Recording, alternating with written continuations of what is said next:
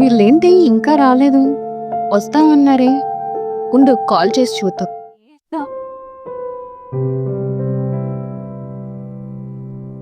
Hello రమ్మా, ఎక్కడా? వస్తున్నా.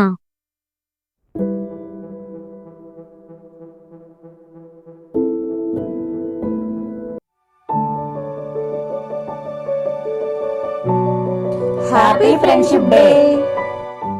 అబ్బా కాదే, మన పాత రోజుల్లో ఆఫీస్లో ముగ్గురు కలిసి భోంచేయటం, అందరం కలిసి షాపింగ్కి వెళ్ళే వాళ్ళం. కర్రీస్ షేర్ చేసుకోవటం, ఆ మెమరీసే చాలా బాగుండేవి. అవునే, మనలో ఒక్కొక్కరు ఒక్కొక్కరి స్పెషల్గా భలే చేసుకొని వచ్చేవాళ్ళం. అవునే, నిజమే. అవన్నీ చాలా స్వీట్ మెమరీస్. కాలం మారినప్పుడు కూడా మారని బంధాన్ని చూడాలంటే ఫ్రెండ్షిప్లో మాత్రమే చూడగలం. మా జీవితంలో రక్త సంబంధం లేని బంధం, కానీ మన హృదయానికి అత్యంత దగ్గర బంధం ఫ్రెండ్షిప్.